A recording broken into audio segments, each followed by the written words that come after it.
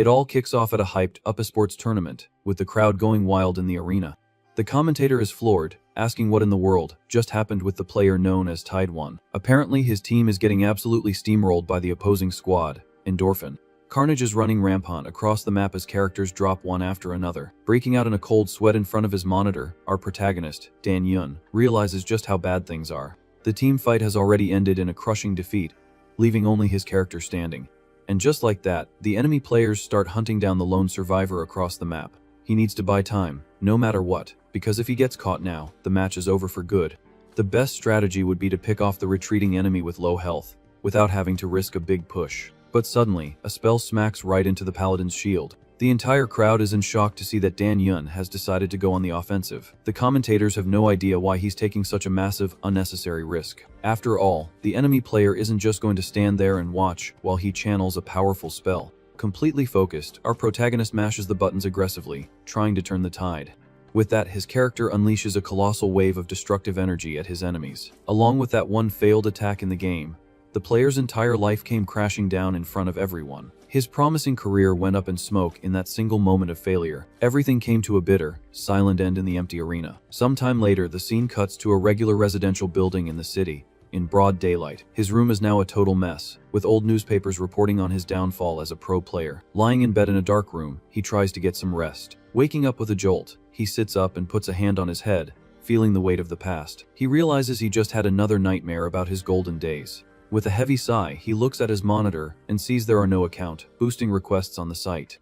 He gets annoyed because, at the start of a new season, everyone tries to climb the ranks on their own out of sheer pride, even though they know they're not going to make it. Suddenly, the phone on his desk starts ringing, showing a private number. Answering quickly, he asks who's calling but gets only silence in return. Confused, he asks the person on the other end to go on.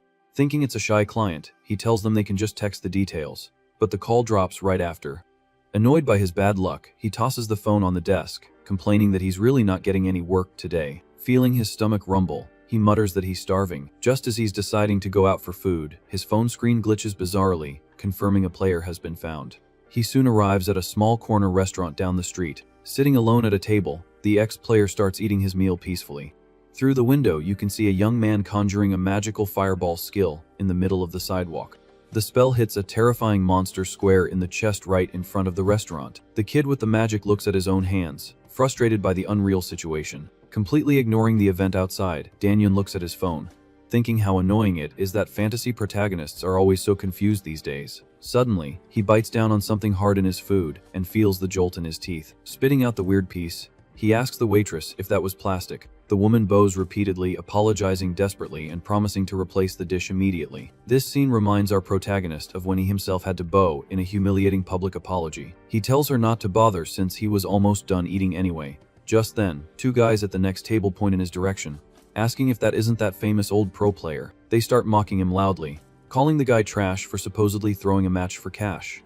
With no patience for their insults, he tells the waitress he doesn't want the extra dish and decides to leave. He turns his head and walks to the exit, visibly bothered by the whispers. Now walking through the bustling city streets, he tries to clear his head. Looking up at the sky, he grumbles that he'd love to get pulled into a game, positive he'd absolutely wreck everyone. Finding his own thoughts pathetic, he feels his phone vibrate in his pocket. Taking out the device, he's confused by the unexpected notification. The screen displays a bright red warning saying he has been selected as a player. Thinking his phone is broken, he looks around, not understanding the repeating message. Suddenly, the entire street scene starts flashing with floating red alerts confirming his status. Being pulled upside down by an invisible force, he still thinks he's hallucinating from playing too much. In an instant, his body is launched at an insane speed toward the heavens. Hurtling through a tunnel of purple lights, he finally realizes this can't possibly be a dream.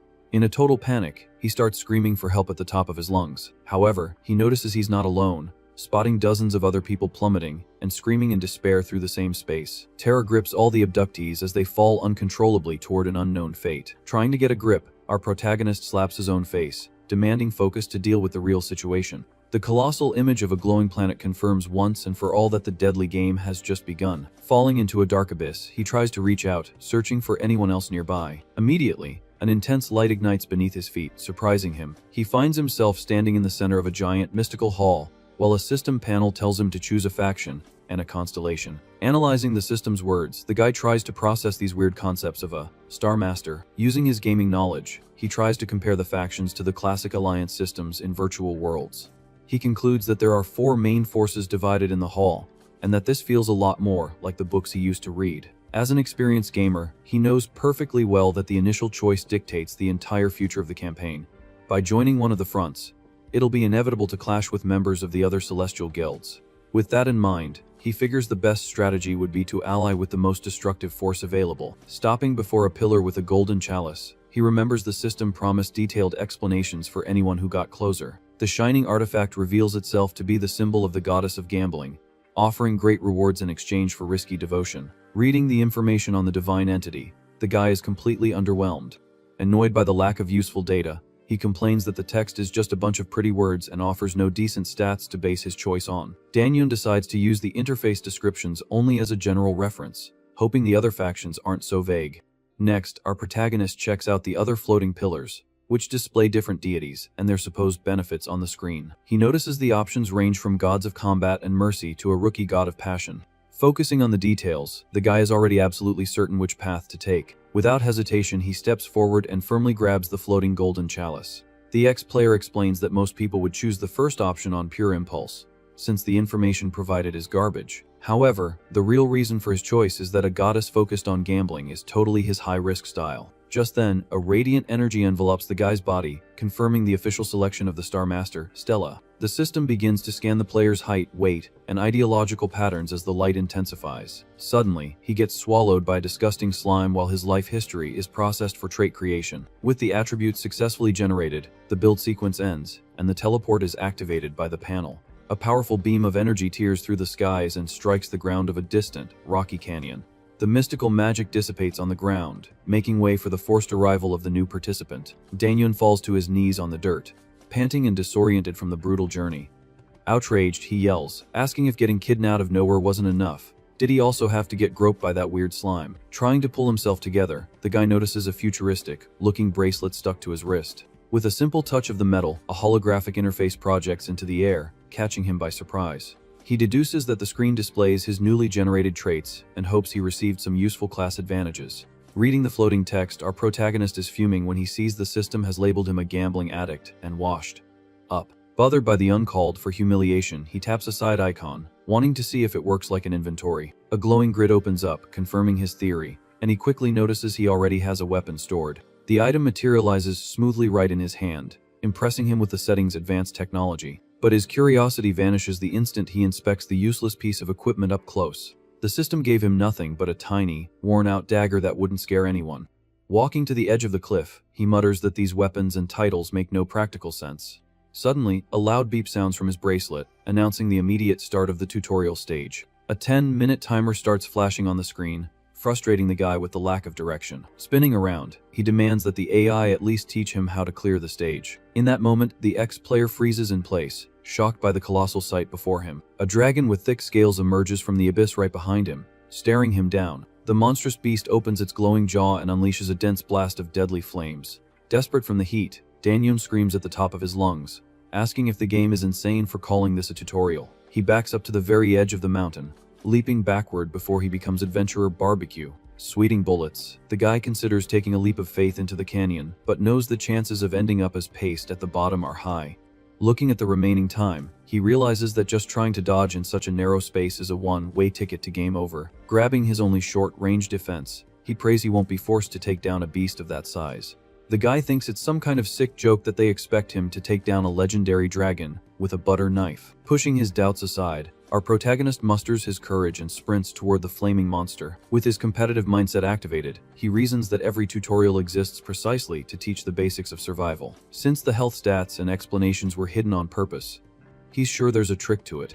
Getting closer to the scorching danger, he concludes that the real mission is to force the user to find solutions with hidden data. Using all his arm strength, he hurls the small knife straight into the giant creature's glowing mouth. The weapon pierces the thick blast of fire, creating a thunderous, bright collision. The violent impact shoves the guy back, forcing him to quickly shield his face against the strong wind. He reveals that he noticed the old blade had a suspicious flame design etched right on the side of the metal. Confident in his deduction, Danyun explains that the symbol on the dagger was a clear clue to throw the weapon directly into the flames. The system acknowledges the player's strategy and updates the clock, changing the objective to eliminate the illusion insect. The dragon's dense smoke vanishes, revealing a bizarre demonic wasp flying in the air. The guy lowers his guard, surprised, realizing that this weird pest was the real boss. Getting into a fighting stance, he calculates that he just needs to find the right distance to smash the creature without any trouble. However, the bug shoots forward at a blinding speed and sinks its sharp stinger right into his left shoulder. With no time to react, our protagonist feels a skin tear and spits up blood from the cheap shot. The bug's blow hits the ex-player in the chest, sending him spinning through the air. Rolling awkwardly on the grass, he tries to absorb the violent fall, hearing the unbearable buzzing get closer. The winged monster lands heavily on his stomach, pinning the guy to the dirt ground. Danyun clenches his teeth, seeing the insect's red eyes prepare to inject the final venom. Using pure instinct, he shoots his hands out and grabs the creature's legs in mid-air, stopping the deadly attack. Even injured, our protagonist scoffs at the situation, asking if the dumb bug thought the fight was over. Taking advantage of the trapped insect's desperation, he uses all his pent-up anger and twists the monster's body, breaking everything with a dry snap. Panting and in pain, he tosses the destroyed carcass aside as the screen officially declares his victory in the first stage. Staring at his dirt-caked fingers, the guy dreads the absurdity of the next level, while a notification distributes max rank rewards. Instantly, a warm, magical glow starts to close all his open wounds, catching him off guard. He gets a 1,500 coin bonus but panics when he notices the teleportation lights glowing again. Sucked up by a vertical purple beam, our protagonist screams in desperation as he's mercilessly sent to the Virus City. Slicing through the dark clouds from above, the spell plunges violently into the ruins of a destroyed metropolis. The force of the landing shatters the abandoned concrete ground, kicking up rocks and smoke throughout the alley. Coughing hard from the toxic dust, Danyun leans on his knees, complaining that the cruel system doesn't even give him a 5-minute break. Brushing off his dirty clothes, he notes with relief that the magic perfectly healed all the damage from the previous fight. Resigned to the game's insane pace, the ex-player accesses the digital panel to check his unlocked rewards. The interface lists options for tactical use, revealing skills like stealth, limit potential, and trap detection. Carefully examining the screen, he finds the spells too weak and questions the lack of powers focused on direct destruction. As he scrolls through the extra data, he notices passive advantages listed, focused on translation and high-risk gambles. Our protagonist is stunned to read about a rapid growth bonus capable of multiplying all experience gain. With his experience in virtual titles, he deduces the overpowered passive came from his mythic trait from the past, just as a new time limit starts ticking. To put his new tactics to the test, a massive, crawling abomination full of flesh tentacles emerges, lurking in the shadows of the place. The mission to clear the stage appears on the panel, requiring our protagonist to eliminate a creature of the virus. In total shock, the ex-player stares at the green monstrosity with a giant flower head right in front of him. In the blink of an eye, the creature lunges forward and grabs him by the neck with absurd strength. Without mercy, the monster hurls the guy's body against a glass wall, leaving him outraged by the brutality of the situation. Danyun hits the concrete floor hard, trying to catch his breath while holding a screwdriver. Quickly, he stabs the creature with the improvised tool, looking for an opening to escape. But the beast ignores the blow and lifts him by the neck again, forcing a pained groan from the boy. Trapped in the air, he struggles desperately, realizing the enemy's physical strength is immense. Just then, the monster opens its facial petals, revealing a macabre mouth full of bizarre teeth. Knowing an attack from that would be game over, he understands he has to break free no matter what and drops the tool. Panicking, our protagonist hopes that any skill will work in this critical moment. With that, he activates his stealth technique, spending mana in a moment of desperation. His body instantly turns invisible, leaving the creature completely confused, holding nothing but empty air. Relieved, the guy realizes the trick worked, and the monster's grip on his neck is gone for good. Taking advantage of the perfect distraction, he pulls the dagger straight from his inventory with a deadly look in his eyes. Without hesitation, he lands a fatal blow, sinking the blade right into the back of the distracted abomination's neck. Green blood splatters far, marking the end of the violent combat in absolute silence. The system makes the victory in the second tutorial official, as the enemy's body collapses, lifeless, in the filthy room. Panting, he concludes he wouldn't have suffered so much if he had used stealth to attack from behind from the start, and decides he needs to control his body better in this crazy world. Right after, a golden light envelops our protagonist, initiating his physical recovery, and the system awards him 10 coins along with a survival kit. Curious about the prize he earned, he opens the glowing interface to check his newly acquired digital inventory. The mystery package is revealed to contain 3 antidotes for the spreading virus, an emergency ration, and a map of the city. Looking through the structure's broken window, he grumbles that the game wants to force a real survival situation from now on. Focused on the challenge, Dan-yoon attaches an improvised flashlight to the handle of his dagger, creating a makeshift utility spear. Using his teeth, he pulls on bandages, wrapping his arms firmly to protect himself in the brutal environment that awaits. Dusting off his cloth backpack, the ex-player lets out a heavy sigh as he arranges the final details of his equipment. Now fully armed and with a confident posture, he positions himself, ready to face any abomination that crosses his path. The holographic bracelet beeps, starting the third stage, which requires reaching a safe zone within a strict 24-hour limit. The metal door in the hallway unlocks on its own with a loud click, opening a path to the urban nightmare of this hellish server. Seizing the opportunity, he kicks the iron door open aggressively to explore the blocked-off environment. The scene outside is a grim disaster, stained with fresh blood splattered across the abandoned ground. Walking tensely, the guy advances through the destroyed corridors, trying to identify any imminent danger. Finding everything suspiciously easy, he wonders if the mission is just to take a leisurely stroll through the fallen city. Keeping a firm grip on his makeshift spear, he checks the corners, his head turning, alert to the slightest local noises. Soon, our protagonist is running down the stairs, reasoning that monsters will infest the starting area soon and speed will determine who lives. Reaching the empty ground floor, he fearlessly leaps through a shattered window, quickly escaping the confines of the haunted building. Safely outside, he activates the urban mapping function, sliding his finger across the blue-lit technological interface. Reading the area radar, the ex-player celebrates that enemy targets are marked in red, deciding to take a shortcut through the alley on the right, which seems much clearer. Suddenly, a sharp scream of pure terror rips through the tense silence of the ruins, completely grabbing his strategic attention. Looking in the direction of the frightening noise, he sees a woman on the asphalt, cornered by another disgusting creature with a bizarre flower head. Crying in absolute desperation, the survivor extends her arm, begging for any help before the worst kind of bloodbath happens. Completely out of patience, Dan-yoon judges her actions as incredibly foolish, remembering that the friendly part of the tutorial ended a long time ago. Determined to focus exclusively on his own goal, he starts to walk away from the commotion, marching in a cold, calculating manner. But the guy's firm steps stop dead on the cracked asphalt as an invisible weight takes over his sense of morality. Annoyed with his own stubborn empathy, he curses that he's lost his mind and sprints back at full speed to see which useless civilian is crying for help. The monstrous beast throws open its mouth, full of deadly teeth, lunging straight to bite the terrified victim's face on the grimy ground. With an impressively fast dash, the guy slams into the monster, sending it flying with unparalleled brutality, far away from the defenseless woman. Standing firmly in her place like a human shield, he tells the civilian to get up and run to the alley on the right, while keeping an eye on the traps ahead. As the spiky creature furiously gets back up, our protagonist channels his own energy, activating a hidden magical assessment skill to scan the threat. The instantaneous reading from the luminous panel confirms his suspicion that this green target is definitely not just some low-level mob from an easy map. The red screen classifies the bizarre anomaly as a rank D virus spawn assassin, which lets out a terrifying hiss, displaying arms with natural bone blades. Without backing down a single step in the face of its brutal appearance, the boy smirks, confident in his own mental tactics, and declares he can shred this thing on his own. To ensure complete annihilation in the blink of an eye, he calls for the immediate use of his physical enhancement, aggressively combined with his newly discovered limit potential technique. The incantation instantly summons a small, glowing virtual die that rolls freely in a dark space within his internal existential plane. Maniacally focused on the head-to-head combat, the ex-player shoots off in a phenomenal sprint toward the lethal abomination, dagger at the ready.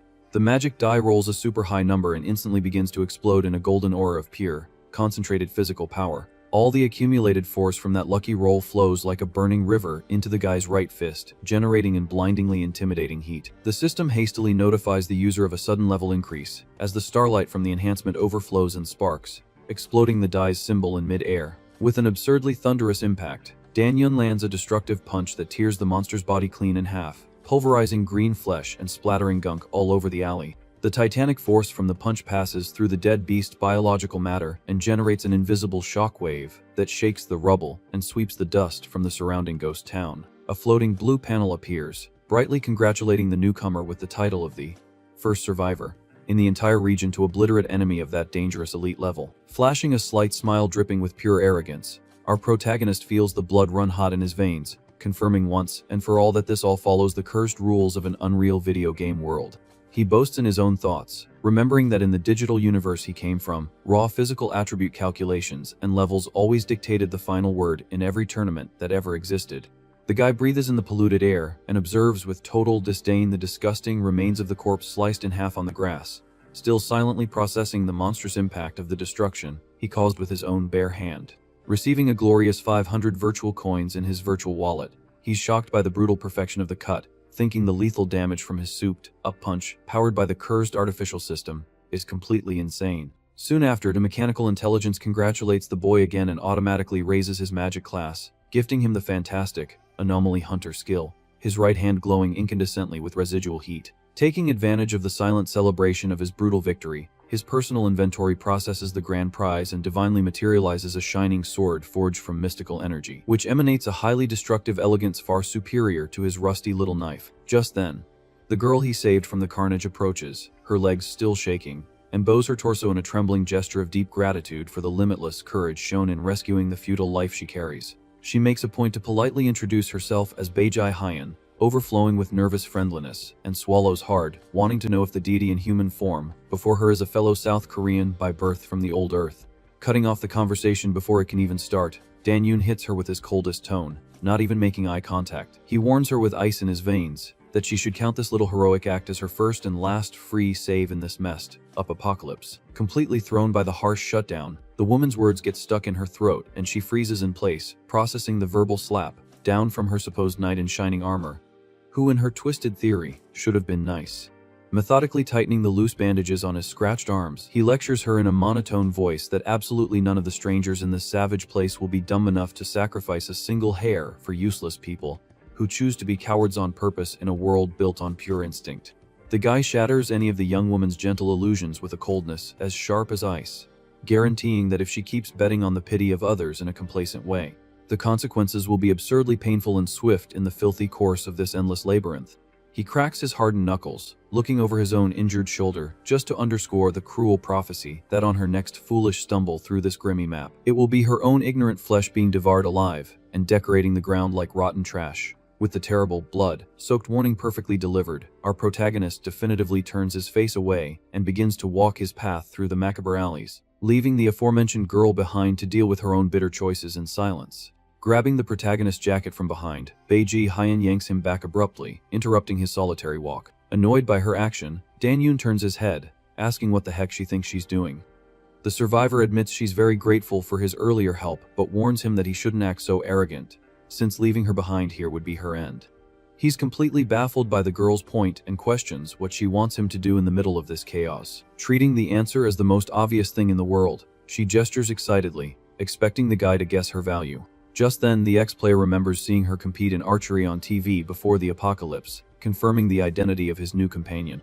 Walking through the destroyed alley, he comments that a real professional archer is much more impressive than he imagined. The system confirms his suspicions, displaying the passive skills of eagle eye and magical intuition that the girl has in her player profile. Satisfied with the reveal, Jae Hyan comments that she's already spilled all her secrets and tries to find out what the guy did before ending up in this hell. Killing the mood instantly, Dan Yun tells her to be quiet and warns that trying to maintain a mysterious air like that ruins the whole vibe of their alliance. The two continue to advance through the rubble of the metropolis in silence, surrounded by abandoned vehicles and destruction on all sides. Carefully assessing the surroundings, our protagonist quickly realizes that something is very wrong with the atmosphere of this narrow street. He points to the ground, noticing that the number of bodies piled up here is completely abnormal for a starting area. Determined not to risk his own neck for nothing, the guy declares that it's better to fall back to avoid the imminent danger. However, the archer's eyes catch a swift movement in the shadows, and she screams desperately for him to get down immediately. A dense, scalding beam of red energy cuts through the alley at that very moment, exploding the ground just inches from where the two were standing. Startled by the force of the surprise attack, Dan Yun quickly activates his magical assessment skill to identify the new threat. The system panel classifies the giant, tentacle-covered monster as a rank D, virus spawn archer, which appears roaring in the middle of the street. With no time to think of a better strategy, our protagonist tells his partner to run as fast as she can into the commercial building next to them. Completely confused by the suicidal plan, Beiji Hyan questions the idea of entering a closed space right in the middle of all this commotion. Looking into the dark interior of the place, the ex-player realizes that the environment inside doesn't seem safe for hiding either. Holding his glowing sword firmly, he displays a confident posture, ready to clear a path through brute force. Without hesitation, he charges the first monster that appears at the door and lands a clean slash right across the spiky creature's chest. The pair turn their heads, startled, upon hearing a bizarre noise coming from the depths of the abandoned building's dark lobby. Dozens of anomalies with giant flower heads begin to crawl along the corridor walls, completely blocking the only internal escape route. Desperate as the circle closes in, the archer shrinks her shoulders, asking if it wouldn't be better for them to turn back and face the street again. However, the giant creature outside is already charging a new destructive beam, trapping the two between the enraged horde and the lethal attack. The red energy blast is fired with even more violence, tearing through the asphalt in a straight line right toward the guy's chest. Pinned against the wall, Danyun summons his limit potential technique to try and force his luck in such a critical moment. With the magic rolling in the back of his mind, he pulls out the physical enhancement, betting everything on being able to parry the deadly blow with the pure blade. The magic dice of his ability spin rapidly in the flaming air, deciding the strength multiplier that will either save or sink his life. The hot beam collides violently against the side of the energy sword, pushing the player's body back with an absurd weight, making the whole situation worse. The virtual die lands, showing the minimum score of number 1, leaving our protagonist outraged by his bad luck at that exact moment. Even with his physical enhancement at level 3, the pressure of the enemy magic begins to crush the guy's defenses, and he groans in pain trying to hold on. Using the last reserves of strength in his arm, he deflects the laser upward in a crooked parry, cutting through the alley's structure in an explosion of light. Breaking into a cold sweat after the cheap shot, he quickly concludes that his current level of resistance is only good for dealing with common monsters. Knowing he couldn't take another shot like that, he grabs Beiji Hyan's hand brutally, pulling the girl into his crazy strategy.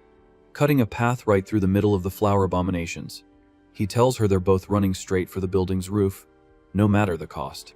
Assessing the urban landscape as he runs through the lobby, the guy calculates that the distance between the neighboring rooftops didn't seem that great from the outside. To ensure the jump is perfect, he pushes his muscles to their absolute limit, using the red aura of his physical enhancement at its maximum stage. Suddenly, Danyun coughs up a pool of black blood, feeling the virus infection tearing through his internal organs from the overexertion he just made.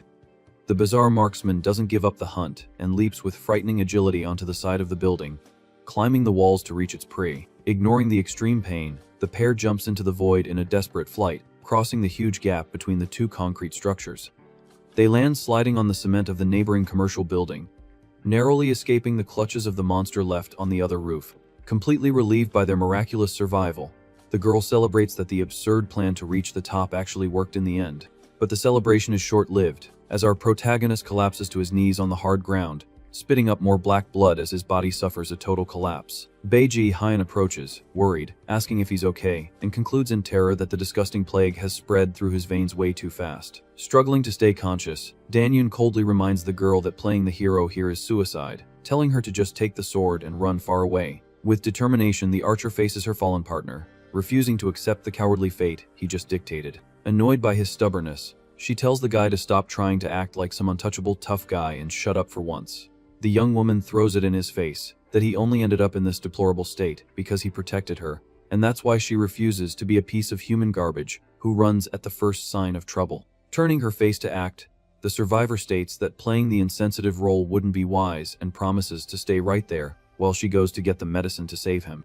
Determined to prove her worth once and for all, she pulls the shining sword firmly from the ground, feeling the weight of responsibility in her own hands. Trying to calm her own nerves, she takes a deep breath and tries to convince herself that fighting just one or two of those monsters is totally possible. Terror strikes again as the giant, lethal creature lands heavily on the edge of their rooftop, roaring furiously, ready for the carnage. Panic instantly floods the archer's mind, making her silently admit that she is completely screwed and terrified of that thing. The bizarre marksman advances, slashing through the air with its sharp arm, forcing the girl to dodge with a clumsy backward jump out of pure survival instinct. The violent blow misses and only breaks the concrete floor, leaving Hyan surprised she wasn't sliced in half right then and there. As the dust settles, she quickly concludes that the wild attack was way too off target to be considered a simple miscalculation. Staring deep into the faceless monstrosity, the survivor begins to suspect that the terrifying monster has a very obvious weak spot hidden right there. Using her passive player intuition, she perfectly understands that the creature reacts only to the sound of sudden movements due to its poor natural vision. Confirming her theory, the anomaly starts roaring loudly, turning its blind head, trying to locate its victim solely by the noises on the empty rooftop. Trusting her own precision, Beiji Hyan sneaks closer holding the glowing blade, ready for the decisive pounce. With extreme care, she takes off her heavy backpack and throws it to the opposite side, creating the perfect bait to fool the abomination. The canvas object hits the cement floor with a dry thud, echoing a dull sound that immediately draws all the beast's murderous attention. Fooled by the simple trick, the marksman shoots out its spiky arm, violently piercing the backpack's fabric, thinking it hit its prey. Taking full advantage of the enemy's complete distraction, the young woman leaps with all her might, raising the mystical sword with both hands high above her head. In a fluid and brutal motion, she lands a vertical strike, sinking the energy blade right into the center of the anomaly's fleshy head. The monster lets out a piercing shriek of agony as its disgusting body begins to be evaporated by the destructive force of the enchanted weapon. As soon as the creature turns to dust, the system issues a notification congratulating the player for being the first in the region to take down the special enemy, granting a 500 coin reward. But the grand prize falls shining before her, revealing the magical materialization of a black and red bow of unique rarity directly from the battle's remains. Wielding her favorite weapon for the first time in this world, the girl feels the perfect fit of the grip and gains an unshakable confidence to move forward. The sun begins to rise, illuminating the city ruins with a golden hue, marking the end of a hellish night for the two survivors on the safe rooftop. Danyan wakes up with a start, completely healed and shocked to see his partner whole and healthy in front of him. He has 10,000 questions about how she survived the monster alone, but the archer just laughs at the guy's panicked face, telling him to calm down already. Beijai, Hyan is pointing to the edge of the roof and asking her partner to take a look. Just below, several arrows embedded in the rubble prove the damage she did as the sun finally rises.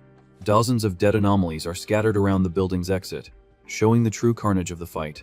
Impressed by the massacre, Danyun is shocked by her skill and wants to know what their next step is. The archer oozes confidence with the weapon in her hand, ironically asking if he'd prefer the explanation on the way down the stairs or by jumping across rooftops. As morning brightens the destroyed metropolis, a large gymnasium stands out on the illuminated horizon. Exhausted, several survivors begin to approach the huge green structure, seeking some safe refuge. The fatigue is evident as the group drags themselves through the entrance of the place, which is completely surrounded by bizarre plants. Just then, two guys hug each other in tears, celebrating that their desperate tactic of just running actually worked. Observing the crowd from a distance, the duo gets closer and questions if that gym is the final point of the mission. The girl calmly checks the digital map and confirms that this is exactly their final destination. Looking at his own profile, our protagonist finds it strange that his progress is so slow even after killing almost everything in his path. Analyzing her own skills, Hyan concludes that this is because their level has already far surpassed that of common monsters. With that, she suggests they go inside at once, reminding him that the completion rank directly affects the system's rewards. However, a guy in a yellow cap suddenly appears, cutting into the conversation and catching the ex-player's attention. Grabbing the protagonist's hands firmly, the stranger shows an exaggerated excitement. He reveals he's a huge fan of the guy, excitedly asking if he remembers their group from the restaurant. The ex-player recalls the memory instantly, perfectly recognizing the faces from the earlier commotion. But another guy from the group gets annoyed with the brown nosing, reminding him they were called useless trash last time. With no patience for drama, Danyun ignores the provocation and just tells his partner to come closer. The troublemaker mutters, calling him an arrogant criminal, doubting that this attitude will last long. Inside the gym's main hall, a crowd is spread out across the enclosed space, talking loudly and non-stop. Assessing the environment, our protagonist calculates that about 100 people managed to make it there alive. Seeing the groups forming, he deduces that gathering so many people in one place looks like preparation for a team battle. Suddenly, the blue hologram beeps, confirming their arrival at the safe zone and ending the third stage. For his brutal achievements, he gets a max rank and earns 2,000 coins along with 4 survival rations. Holding the small boxes, the guy is disappointed to see that the items only provide a single simple meal. The system issues a general red alert, informing them that all players in the sector have arrived, and the stage has ended early. A thunderous noise startles the crowd as heavy metal doors descend and lock all the gym's exits. The digital panel declares the start of the 4th stage for the 108 people present, requiring them to survive for 30 consecutive days. The artificial intelligence announces that the timer will only start running at 6 in the morning the next day, unlocking the exits at the same time. In addition, a new glowing notification appears, establishing a strict special rule for all participants. The notice prohibits the consumption of any food other than the official system rations, causing one guy to immediately throw up his noodles.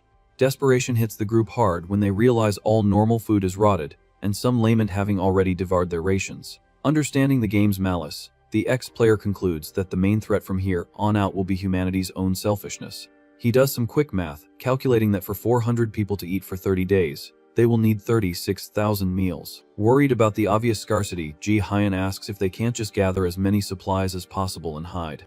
But he shoots down the idea, stating that any player with a tracking skill would easily find their hiding spot. Looking around, our protagonist notices the tense atmosphere and the heavy stares of the crowd, who have already reached the same grim conclusion. Breaking through the general murmur, a man in glasses claps his hands loudly to get everyone's attention in the huge hall. With a friendly smile, the guy jokes that he doesn't like to be the center of attention, but is taking the lead for the good of the moment. He acknowledges the fear written on everyone's faces, questioning if they plan to just sit around and wait for hunger to arrive with their arms crossed. Clasping his hands firmly, the man demonstrates total control of the situation as he captures the focus of the distressed survivors. Climbing onto a chair to be seen, he formalizes his proposal to create a coalition to face the crisis together. People start whispering among themselves, thinking that listening to his plan is the best option since they're all trapped in there. Introducing himself as Park Chang-hoon, the leader points to the companions who survived with him up to that exact moment. He gets straight to the point, reinforcing that the real bloodbath will be in the brutal fight for the supply warehouses. The man makes it clear that stealing from others or securing their own stashes are the only possible ways to avoid starving. As a solution, he proposes that they all form a task force to collect the food and divide it fairly among the group. One guy questions the logistics of the idea, and Park replies that he'll store everything right there under the strict supervision of guards. The troublemaker in the cap chimes in suspiciously, asking why the heck they should hand over their own items to him. With a light laugh, the leader accepts the boy's defiance but politely asks him to present an alternative plan. Completely lacking any logical arguments, the complainer just clicks his tongue and backs down silently into the crowd.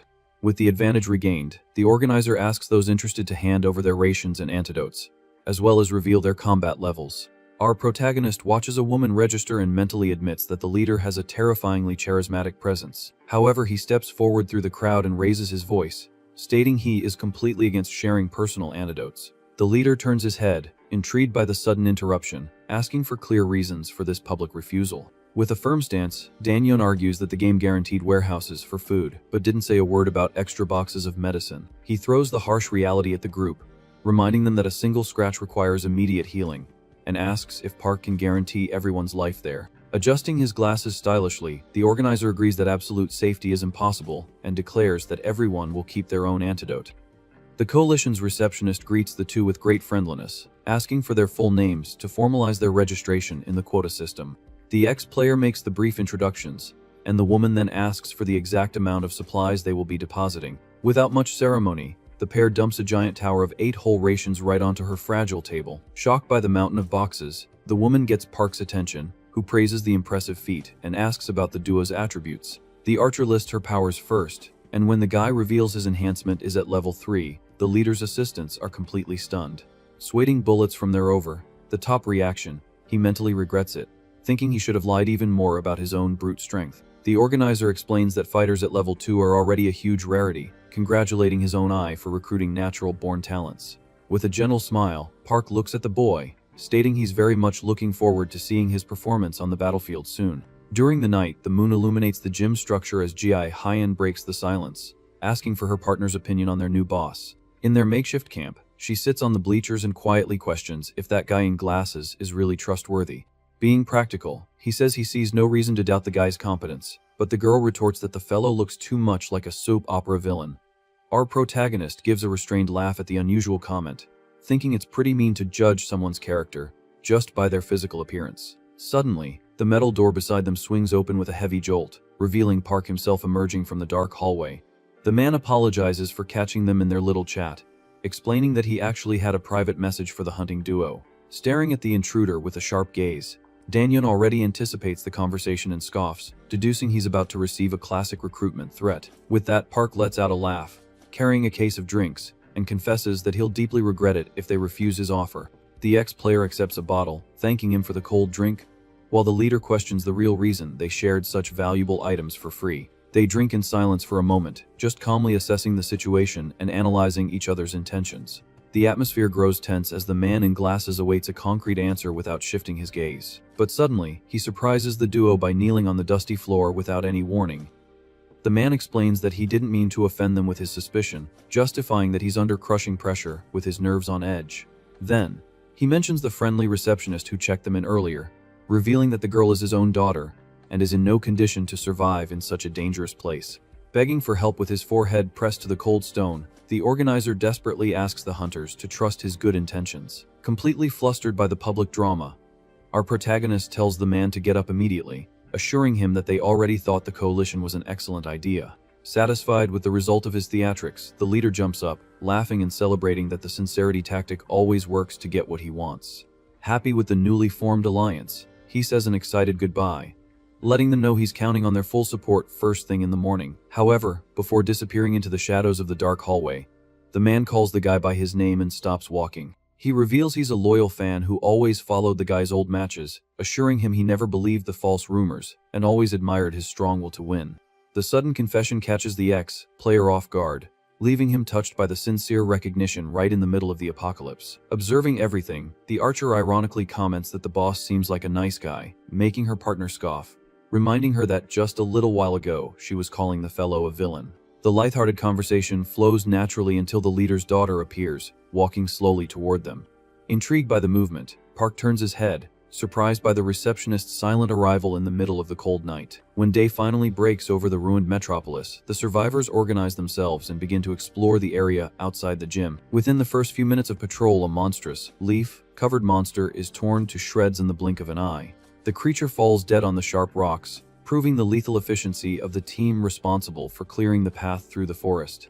The repulsive corpse displays a large open flower, where its face should be as the humans advance fearlessly through the unknown terrain. Just then, an arrow of pink energy crosses the cloudy sky and hits a second monster with terrifying impact power. The explosive force of the luminous shot impales the anomaly against the ground brutally, leaving no room for defense. Watching the carnage from a safe spot, the leader congratulates the archer's unbelievable talent, while his assistant confirms the complete clearing of the front perimeter. With the route fully secured, an enthusiastic hulk of a man leads the assault troop, calling for Dan-yoon to cover the rear alongside him. Gathering the strongest warriors around an improvised map, the boss claps his hands and asks for their full attention to go over the main tactic. He picks up a thin stick and begins to detail the collection strategy, stating that the preliminary sweep mapped out 100 warehouses packed with food in their sector. The brilliant intention of the plan is to divide the army into 4 units with a limited number of people to secure several depots by nightfall. Aware of the danger from evolved beasts guarding the boxes, he is calmly confident that the presence of 3 level 2 players is enough to sweep the area without casualties. Fully focused on the supply rescue mission, the big guy determines the invasion flanks and tells our protagonist to sweep the left side of the hideout. The 2 hunters invade the green area, causing pure destruction, smashing and slicing monsters with ease along the way. Following the massacre safely, Park notes with wonder that no low-level anomaly can stand a chance against someone with level 3 vital attributes. Coldly analyzing his own blue system screen, he confesses that his rare healing command skills easily compensate for the lack of strength in his direct subordinates. Out on the violent battlefield, the brute unleashes a light-covered punch straight into the green enemy's face. The monstrous contact shatters the creature's protection and sends its body flying several feet away from the sheer pressure of his fist. Attempting a deadly charge before falling, the monster extends a grotesque limb, covered in piercing red thorns. But the armored attacker just grins a savage smile, completely prepared to face the suicidal counterattack. The thorny projectiles scrape violently against his rock-hard forearm and shatter into pieces upon colliding with an unbreakable yellow defensive aura. Laughing with joy at his own natural invincibility, he humiliates the inferior creature for not being able to pierce his incredible level 3 muscles. Holding the weakened beast by the neck, he yells for Dan-yoon to hold his position in case any targets try to escape through the low brush. On the other side of the trench, the ex-player moves like a blue blur and slices through a huge enemy leaf as if it were confetti. The team cheers with excitement for their flawless victory, praising the masterful balance of skills among them, with no one suffering a single scratch. Reflecting internally, the organizer envisions the wonderful tactical potential of using that group's overwhelming strength as a pillar of his newly built leadership. With the outer zone classified as clear and the Guardians eliminated, he hurries forward toward the immense doors of the supply warehouse. However, as they open the heavy iron locks and look into the back of the room, a frustrating sense of emptiness hits all of them. A quick inspection of the dusty corners reveals that the grand treasure inside amounts to a mere 40 meals in an abandoned box. Outraged by the pathetic effort, the big guy rudely confronts the boss, angrily asking if this was all the rescue mission was supposed to be. Cold sweat drips down Park's forehead as he stammers disconnected words, trying to find an acceptable excuse for such a colossal failure. The organizer's unshakable facade finally breaks as uncontrollable panic consumes him upon realizing the size of the hole he's dug himself into. Sinking into an asphyxiating psychological terror, he remembers the crowd of hungry people he recruited under the promise of constant abundance and comfort. He feels he's dug his own grave by trying to ride on the coattails of others with excessive arrogance, and fears the survivor's impatience will culminate in his brutal execution. Preventing the imminent breakdown, our protagonist grips his partner's tense shoulder, firmly telling him to get a grip as fast as possible. The guy argues in a calculated manner that leaders can't fall apart over a mediocre setback, and proves that focusing on these tiny depots was a total shot in the dark. Using cold, direct logic to outline the next step, he points out that invading the large central warehouse is the only obvious outcome, despite the high risk. Facing the harsh reality of the hellish trial, Dan-yoon warns that no one will survive the 30 long days if they don't muster the courage and firepower to take the colossal warehouse. After laying down the hard rules of the game, he turns his back, leading the charge to restore confidence while the others process the bold plan without question. Still trembling to his fingertips, Park tries to keep up the pace and orders them to collect the insignificant leftovers so they can plan their tactics back in the safety of their base of operations. Walking firmly down the potholed street, the experienced hunter just dryly validates the new order, focused on the imminent carnage in the main sector. Reinvigorated by the return of hope, the man in glasses throws the few boxes on his back, loudly assuring them that giving up was not yet part of his grand plans. Inspired by the new lease on life he's been given, he rebuilds his own motivational posture, counting on long-term security and the vast herd of allies willing to fight for him. However, this strong injection of cheap optimism withers like an old flower as soon as he steps back into the gym's rest hall. Paralyzed in the midst of chaos and dropping the supplies on the dirty floor, he's petrified to see that the refuge's stockpile of riches has been mercilessly looted. Around the bare shelves, several coalition guards are passed out on the cold cement floor like useless dolls. Desperate for his defenseless daughter's safety, the leader runs to Sia, anxiously checking if the girl was physically harmed during the shameful raid. Cowering and terrified, holding her hands close to her chest, the receptionist confesses through tears that the ones responsible for the entire cruelty were He's team. In a dark mental flash, she remembers the exact moment the traitor appeared, feigning false relief near the supply control desk. Disguising her disgusting true intentions with pleasant small talk, the intruder justified her early return by saying the searches in the designated warehouses were a complete success. Then, another accomplice deliberately planted the seed of fear, falsely muttering that the resource scarcity would kill the boss's plan in a few days. Taking advantage of the girl's innocent shock, the malevolent woman revealed her true evil face, declaring that the real disaster was already among them. Actively instigating absolute despair without batting an eye, the swindler prophetically claimed that this ridiculous little human huddle would never endure the merciless system's month-long trial. Ending any chance of dialogue, she pointed a dubious syringe at the girl and threatened to start the massacre herself without holding back. The victim's memory ends abruptly with the bizarre silhouettes of the traitorous hyenas surrounding her in a laughing, completely oppressive darkness. Back in the harsh present of the desolate reality, the young woman whimpers that she passed out right after that and only woke up when the entire den had already been cleaned out. A panicked murmur consumes the newly arrived hunters as they watch in disbelief the pile of soldiers cowardly knocked out by the other alliance's wicked cunning. Shaking with pure homicidal rage, the organizer laments his own fatal negligence in underestimating the greedy and false nature of the swindler when he recruited her. The atmosphere heats up in the wrecked lobby as the big guy accuses the leaders of being crooks. Pointing a finger in Park's face, he tells the man to shut up and declares the end of their trust. The warrior doesn't buy the excuse that 6 people vanished with 200 boxes of food that quickly. Convinced it was a setup, he accuses the organizer of faking the robbery to cover up the lack of supplies. Desperate on the floor, the boss in glasses begs for a chance to explain the bizarre situation. Outraged by the accusations, the protagonist's partner jumps into the fray, defending the leader. She throws it in the big guy's face that they would never hurt their own daughter, just to save their own skins. However, the man coldly dismisses her argument. He then asserts that desperate people are capable of any atrocity to survive. Absolutely indignant at the absurd stubbornness, the woman boils with rage. Resorting to physical aggression, she tries to attack the offender while Park gets in the middle, pleading for calm. Unable to control the chaos, the organizer looks back, begging for Dan-yoon's immediate help.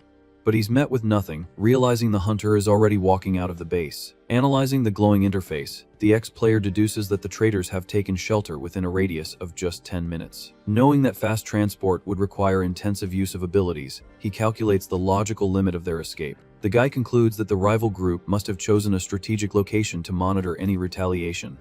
Without wasting time, he orders the injured to be sheltered before they assemble the search party. Suddenly, 3 goons leap from the rubble, trying to ambush the protagonist from behind. With absurd reflexes, the hunter dodges the sneak attack without breaking a sweat. He firmly grabs the collar of the nearest attacker. He slams the enemy into the asphalt with terrifying brutality. The impact shatters the concrete, creating a cloud of dust and debris around the fallen body. Stepping over the defeated victims, he mocks their childish mistake of clearing the monsters from the area. Cracking his knuckles confidently, Dan Yoon announces it's time to deal with the rest of the hidden rats. Moments before all this chaos erupted in the traitors' hideout, one of the captors throws a box on the floor, cursing the leader of the previous alliance. The group of deserters assesses their loot, realizing those measly 20 portions would barely last a week. Frustrated with the paltry haul, a guy in a beanie kicks the supplies, regretting the failed partnership. His partner tries to smooth things over, warning of the extreme risk of acting without a solid plan. Ending the discussion, Juhi bluntly suggests they steal absolutely everything from the gym and run.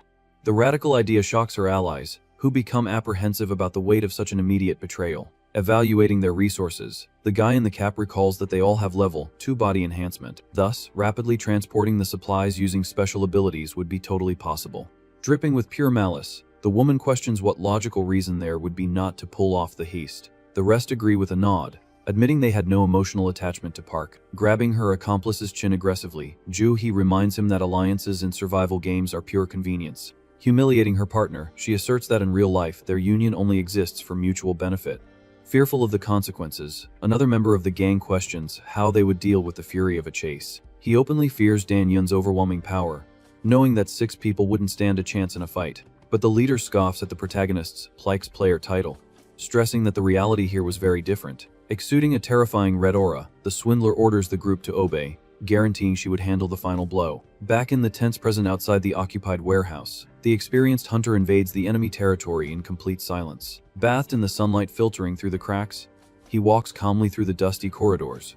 With each slow step across the flooded floor, the guy shows he's in no hurry for the bloody confrontation. On the upper floor, one of the lookouts sighs, bored with his thankless job. Noticing dirt on his own clothes, he feels the dark presence of the intruder materializing behind him. In a lethal move, Dan Yun immobilizes the goon, covering his mouth to muffle any cry for help. Pressing on the victim's neck, the hunter demands to know the exact whereabouts of the stolen resources and the rest of the team. Terrified by the promise of his end, the soldier quickly reveals that his accomplices are on the 7th floor and the resources on the 8th. Whimpering for mercy, the lookout swears he was forced to betray them, but the hero declares that choices have consequences. With that, he smashes the traitor's body against the floor with brute force. Walking calmly over the defeated man, the protagonist advises the guy not to make stupid decisions again. A deadly silence once again dominates the sun-drenched corridor as the player advances on his rescue mission. Reaching the edge of the internal staircase, he finally finds the rats he was looking for, relaxing in the courtyard. Slouching casually, the guy in the beanie scoffs at the fact that the Avengers showed up alone for the showdown. Maintaining his sharp, edge coldness, Dan Yun offers them one chance to return what they stole and formally apologize. However, the gang finds the threat amusing and treats the intruder's heroic posture as a bad joke. Confident in their new setup, they mock the idea of carrying nearly 100 useless people on their backs, instead of enjoying the feast in secret. Cracking his neck, the deserter prepares for a fight, guaranteeing their plan has no room for failure. The deserter continues his cheap taunts, claiming that stabbing allies in the back is no big deal. Annoyed by the group's audacity, our protagonist cracks his knuckles, finding the whole situation pathetic. Staring daggers at the enemy, he tells the bum to shut his mouth and not to act so familiar. Facing off, the traitor retorts, accusing the ex-player of being a fake hero involved in past scandals. Wasting no time on words, the guy lunges forward in a fierce charge, cutting through the air. He throws a heavy punch, forcing Dan Yun to backpedal to avoid the surprise offensive. Seizing the opening, the attacker's hands begin to emanate a sticky, lethal green aura. A massive explosion of venomous energy sweeps across the scene in an attempt to melt the target in its path. Barely dodging the deadly contact, the hunter tries to understand the nature of that hidden destructive ability. Knowing the immediate danger, he pushes off the broken ground, prepared to knock out his opponent quickly. But from the ruins' shadows, the sadistic figure of Ju, he emerges, revealing the true trap that was set. The woman lands a precise strike with a glowing dagger right into the guy's exposed forearm. Blood gushes from the serious wound as our protagonist grits his teeth, feeling the excruciating pain of the puncture. Satisfied with the success of her stealthy pounce, the swindler savors the momentary victory with pure mockery. Twirling the bloodied weapon, she ridicules the hero's arrogance for invading hostile territory without even bringing any decent gear. Holding the blood-stained weapon, the swindler strikes a smug pose, pleased with the success of her sneak attack. Retreating mid-air, our protagonist analyzes the encirclement, noticing the knife-wielding Psycho on his left and the Hatter on his right with dangerous attacks. Bleeding from the mouth, he quickly calculates that he needs to create distance and take out the woman first. Just then, the hunter nimbly dodges a heavy attack from the goon. Annoyed by the escape, the provoker tells the target to stop moving and hurls more insults. Landing firmly, Dan-yoon gains the necessary space while the trio spreads out to corner him. Facing the group, the hero scoffs at their cheap attempt at intimidation, questioning if that would really work. With a cynical posture, the hater retorts, asking why the ex-player can't look away from the assassin. In that instant, the guy realizes the lethal effect of the enemy's ability, which is manipulating his attention. Without hesitation, he charges straight for the woman in an explosive sprint. Getting right in the swindler's face, the hunter tells her that her big mistake was not checking his profile before attacking. Startled by his absurdly close approach, she tries to make sense of the situation as he declares that her wounded pride will be fatal. Without mercy, Dan-yoon lands a brutal punch to Ju-hee's face, sending her body flying backward. Taking advantage of the distraction, the marksman fires a huge blast of lethal green energy at the hero. The impact of the magic kicks up a dense cloud of dust and rubble where our protagonist was standing. Down in the middle of the smoke, the ex-player groans in pain, feeling the weight of the last confrontation. Coughing up blood, he covers his mouth as the damage begins to take its toll on his body. Observing the target's weakness, the assassin comments with relief that the drug's effect has finally started to kick in. The guy connects the dots, realizing the dagger's blade was coated with a strong poison. Analyzing the enemy's tactics, he understands that the girl and the hater provide cover for each other while the marksman blocks his vision in a well-executed scheme. Cornered and injured, the hunter accepts that the only way out now is to pray he doesn't roll a low number on his ability. Resolved, he announces that he's going to end this using his full potential. The woman mocks him to his face and guarantees she won't be as careless as her target was. With a furious look, Dan-yoon loudly activates his special ability, trying to turn the tables. Confident in an easy victory, the swindler advances quickly, holding her dagger, ready for the kill. Seeing his own blood drip onto the floor, our protagonist reflects that, in the end, these three were just ordinary people without his experience.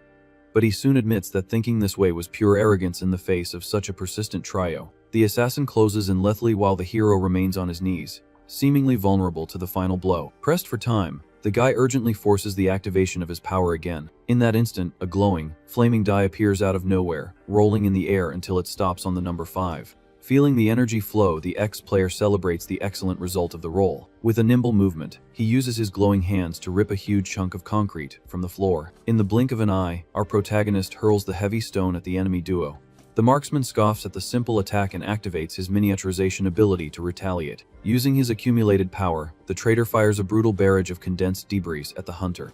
The destructive magic sweeps the scene, kicking up even more dust through the broken corridor. Shielding his face from the smoke, the marksman tries to see if the target survived the onslaught. Suddenly, the hero emerges from the middle of the destruction, charging like an out-of-control bull. The goon panics, not understanding how the enemy dodged so many fragments in the air. Observing Dan-yoon's injuries, he's perplexed to deduce that the hunter simply absorbed all the damage. Desperate, the marksman prepares a new attack with his other hand, cursing his opponent. Exuding a powerful aura, our protagonist coldly warns that this kind of trick won't reach him anymore. The traitor stammers in terror, finding that level of physical resistance physically impossible. With no way out, he screams for the hater to taunt the target immediately and save him from the blow. Breaking into a cold sweat at the order, the provoker agrees as he tries to prepare his mental magic. Activating his verbal power, the hater curses the hero and tells him to stop attacking his own team. The provoker breathes a sigh of relief, believing the distraction would buy them time to regroup. Completely ignoring the mind control, the hunter lands a direct, crushing punch to the marksman's face. The goon is sent flying while the hater freezes, not understanding why his ability failed. Bleeding and defeated, the traitor sinks to the ground, losing consciousness instantly. Looking closely, the provoker realizes with horror that the ex-player has stuffed pieces of cloth into his own ears. Just then, the group's leader leaps stealthily from behind the protagonist,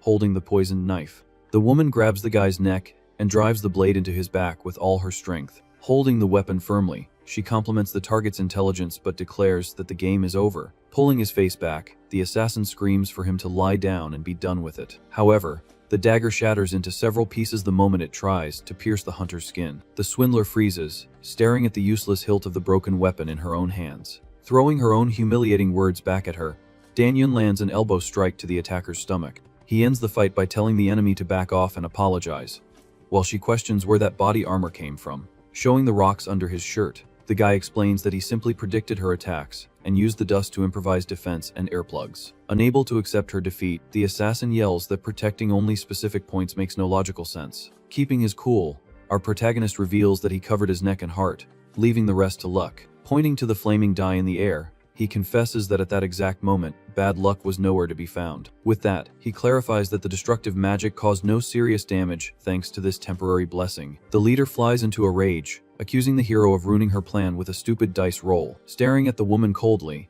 Dan-yoon questions the criminal's ignorance of the rules of survival. Grabbing the enemy by her clothes, the ex-player firmly declares that games are based entirely on luck. Desperate, the swindler tries to push the guy's hand away, grabbing his arm. In response, the hunter squeezes the attacker's wrist, breaking her resistance. The intense pain makes the traitor snarl with hatred, looking for one last way out. In a cowardly move, she raises what's left of the poisoned dagger, attempting a fatal attack. Paying close attention to her move, the guy dodges the pathetic lunge, causing the woman to lose her balance. Wasting no time, he throws Ju-hee to the ground and pins her, listening to her promise revenge. Pressing the broken blade against her neck, the hero scoffs at her fake plea for peace, stating he very much wants to end her. Terrified of her imminent end, the leader screams for the hater to grab a rock and save her, only to receive a stammered reply. Keeping the pressure on with the blade, Dan-yoon questions why the criminal is trying so hard when it's all over. Bleeding, the leader scoffs at the hero's posture, telling him not to pretend to be tough.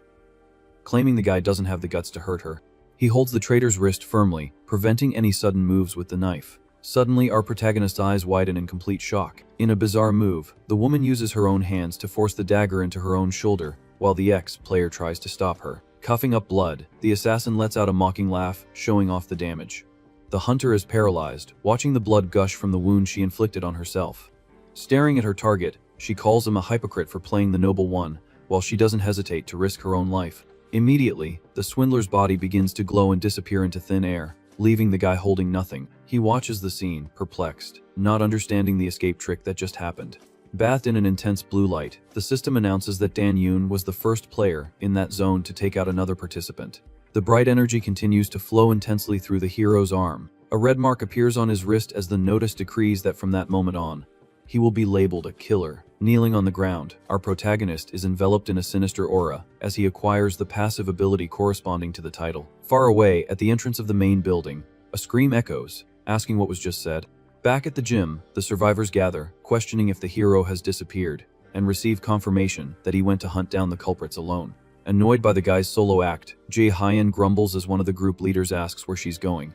The archer tells her ally to take care of things there, and says she's going to find our protagonist to provide support. Suddenly, the girl's weapon falls to the ground with a dull thud. On the floor, she's cornered by the red-headed troublemaker, who rudely informs her that their conversation isn't over. Lifting her head, Jae-hyun calls his attitude unbelievable and tells the aggressor to at least try to be nice. Furious, the coward tells her to shut up and demands that everyone think rationally about the stolen food. Pointing his finger, the redhead accuses the archer's team of suggesting they pool their supplies only to run off with everything. Out of control, the aggressor swings a baseball bat angrily, questioning what more they need to analyze. The girl quickly crosses her arms and absorbs the impact of the heavy blow against her own body. Swaying from the pain, the marksman notices something unexpected happening right in front of her. The coward tries to force the bat down but finds it stuck, feeling an enormous resistance pulling the weapon from behind. Holding the bat with just one hand, Dan-yoon appears silently behind the troublemaker. Bleeding and with a deathly stare, the ex-player faces the aggressor, who stammers in terror upon recognizing him. Without warning, the hero lands a brutal kick on the redhead, sending the coward flying as he asks what he thinks he's doing. With extreme violence, our protagonist stomps hard on the aggressor's chest, pinning him to the floor. Staring daggers at the group, he orders everyone to come closer immediately, calling them useless worms. Silence dominates the court as the survivors stare at the bloodied hero standing over the defeated guy. Terrified by the beating, the troublemaker agrees, trembling with fear. Outside, the afternoon begins to fade over the main building as tension builds inside. Gathering the crowd, the hunter recaps the situation, reminding them that he went out alone to deal with the traitors. Sitting in an intimidating manner, he sighs with frustration that they started destroying each other, because they couldn't wait a little while. Maintaining a serious posture, Dan-yoon reminds them that up until that moment, he had treated everyone with due respect. But from the stage, the ex-player declares that the incident proved they are all trash and that from now on, they will be treated merely as game pieces. The crowd is shocked to hear the new absolutist rule dictating that any disobedience will result in immediate expulsion. Observing the drastic change, Jae-hyun grows concerned, thinking the hero has suddenly become a completely different person. Getting straight to the point, the guy announces the training to retake the central warehouse and divides the people into 3 distinct groups. The first team, focused on combat, will have the objective of securing small stashes and gaining real experience outside.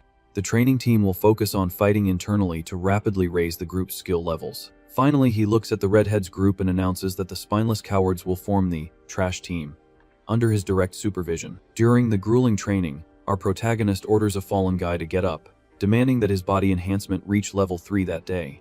Exhausted, the survivor retorts that he'd rather just focus on saving food without caring about winning a death game. Furious with the authoritarian order, the man yells, questioning why he should follow the rules of this crazy training. As a swift response, Dan-yun lands a merciless kick right in the rebel's face. Grabbing the coward by the collar, the ex-player sharply asks if he thinks this is all just for fun. Punching the guy repeatedly, the hunter warns that at any moment another team could attack them and cause a total wipeout. Completely out of control, the hero prepares a brutal punch, asking if the useless guy wants to meet his end. Suddenly, an arrow whizzes by and sticks in the floor just inches from the aggressor's arm. The entire gym falls into absolute silence, watching the unexpected intervention. Holding her bow, Jae-hyun stares at the leader and coldly suggests they talk somewhere else. Alone in the hallway, the girl confronts the hero's attitude, stating that his aggressive behavior doesn't suit him at all. Arguing firmly, the archer tries to explain that people are just scared and need encouragement instead of fear. With his back turned, Dan-yun says his ally's name in a serious tone, cutting off the moral lecture. Without backing down, she questions the guy's pride, reminding him that he was useless recently too, and even owes his life to her. Provoked by the direct offense, our protagonist spins around brutally with a threatening glint in his eyes. Without hesitation, the ex-player fires a lethal magic blast that explodes on the wall near the archer's face. Readying her own bow, Jae-hyun accepts the challenge, muttering that someone here needs a reality check. Screaming at the top of her lungs, the girl asks if the hero wants her to beat some sense into his head. Staring daggers at his ally, Dan-yun observes the shot embedded in the wall and asks with contempt what she thinks she's doing. The hunter's face contorts with pure rage as he declares that anyone who stands against him will be kicked out immediately. With an explosive start, our protagonist charges through the storage room, ready to crush his opponent. Taking advantage of the distance, the archer fires an intense volley of pink energy arrows at the target. Using his absurd agility, the guy dodges the magical barrage without slowing his run. Leaping over the stored equipment, the ex-player avoids another sequence of dangerous attacks from below. Retreating strategically, Jae-hyun uses the basketball racks as cover to continue shooting. To force his way through, the hero kicks a huge vaulting box with full force toward the archer. The impact shatters the box in mid-air, forcing the girl to quickly dodge the cloud of splinters. Tearing through the dust and broken wood, Dan-yun closes the distance in an aggressive and swift pounce. With nowhere to run, the archer draws her bowstring to its maximum, preparing a deadly point-blank energy shot. But before she can release the arrow, the hunter prepares a strike charge with bright pink magic directly at his former partner. It all starts with Dan-yun prepping a lethal magic strike, certain he's won, and that the girl has no way to fight back now. However, Jae-hyun kicks a basketball off the floor with all her strength. The ball flies straight toward the protagonist's face, hitting him square in mid-air as the girl completes her move. With the sudden impact, the hunter loses his balance and falls flat on his back on the court floor with a dull thud.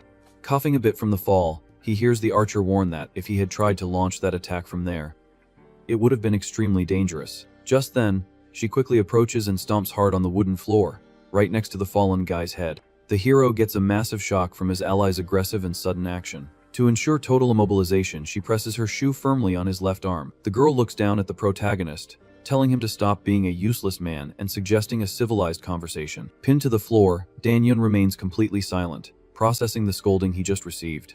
Finding his voice, he retorts that his stance hasn't changed, and that they'll all be annihilated if they keep playing at training.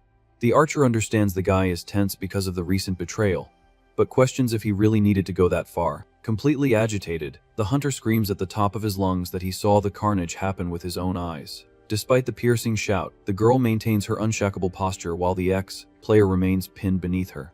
He recalls the previous massacre and asserts in revolt that people meet their end way too easily in this wretched place. Furthermore, the hero points out how simple it is to hurt others when your own survival is on the line. Mentally exhausted, he rests his head on the floor, confessing that he felt that terrible weight in his own hands. The hunter pleads for understanding, asking for the girl's cooperation to prevent his mistakes from causing more casualties on the team. Faced with that sincere outburst, Jae-hyun's gaze softens, and she calls her partner's name in a much calmer tone. But in a sharp move, she yanks his arm up, making the guy scream in pain. demanding she move her boot off him. Sitting on the floor massaging his sore wrist, he hears his ally say that the protagonist is getting things all wrong. Annoyed again, she yells, asking why the leader keeps trying to carry the weight of the entire world on his own shoulders.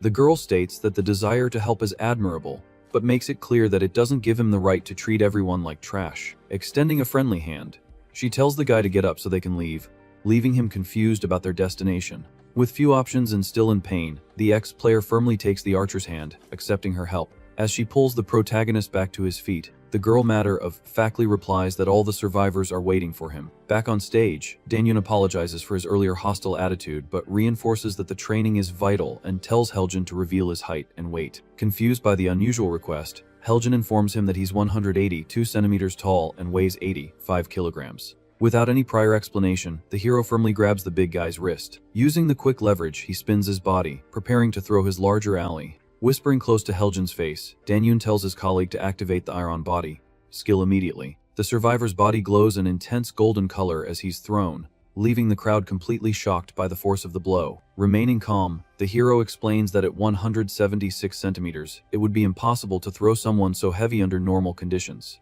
Displaying his own magical aura, he reveals that a difference of just 2 levels in body enhancement creates an absurd strength gap between players. To demonstrate, the hunter takes a gigantic leap and intercepts his thrown colleague mid-air. Without a shred of mercy, the protagonist lands a brutal kick to his ally's back, driving him straight into the stage's floorboards.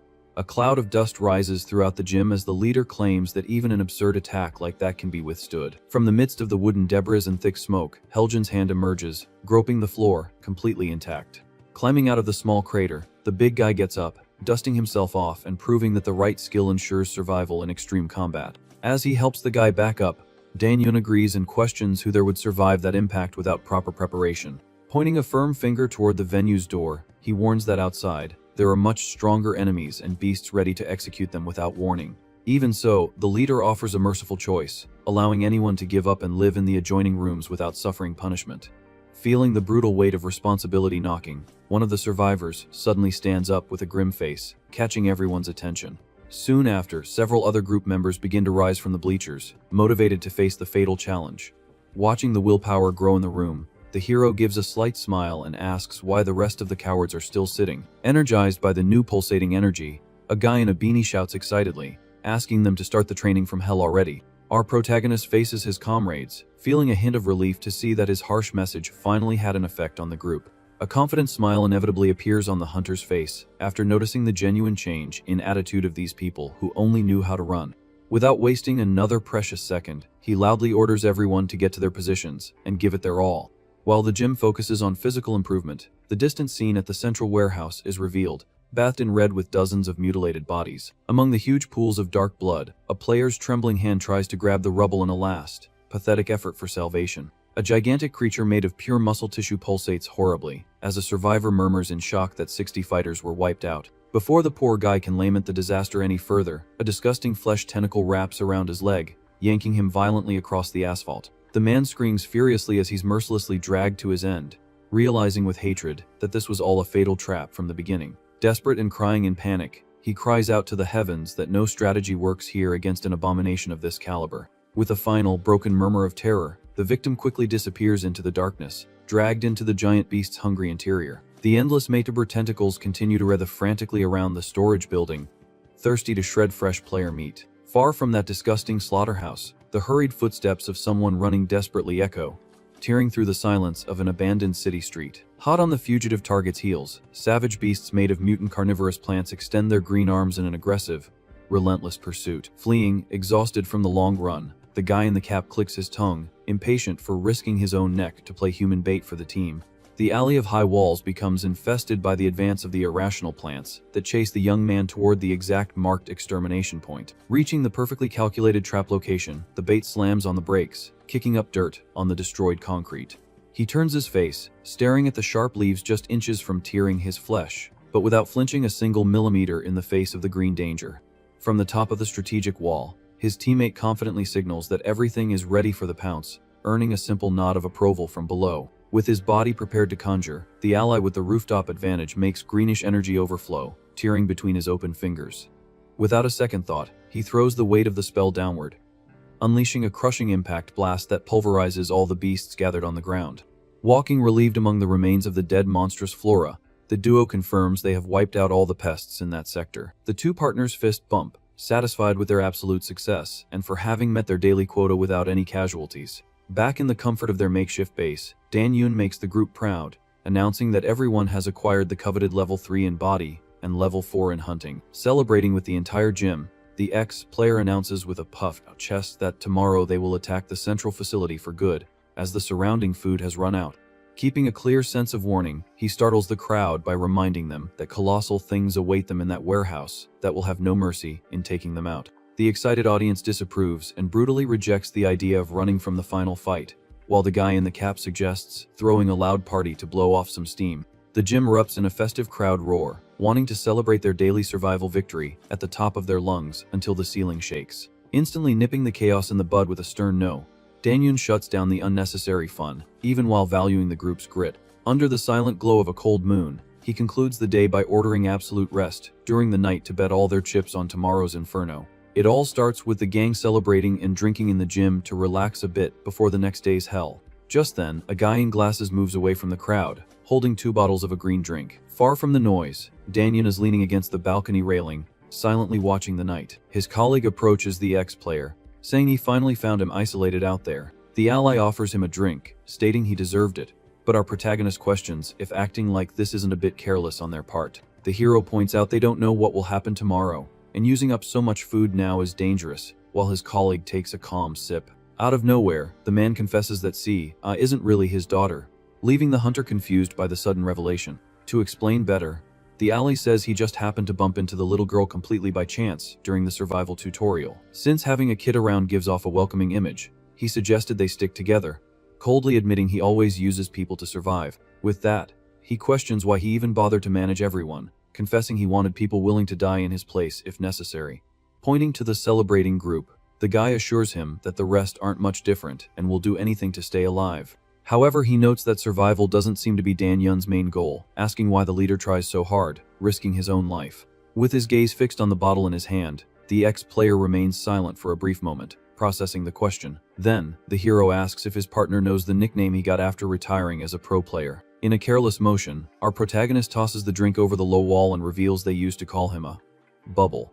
The glass shatters on the ground as he laments that he was never truly good, he just seemed skilled. Stuck in this past, the guy vents that he tried to clear his name by streaming, but the fraud label never came off. That's why, when he found out humanity was in a death game, he decided to win it to prove his true talent. Clenching his fists tightly, the hero admits the only problem is that he never wanted to prove his worth at the cost of other people's lives. Suddenly, the man in glasses gives the leader a friendly pat on the shoulder, startling the ex-player with the sudden gesture.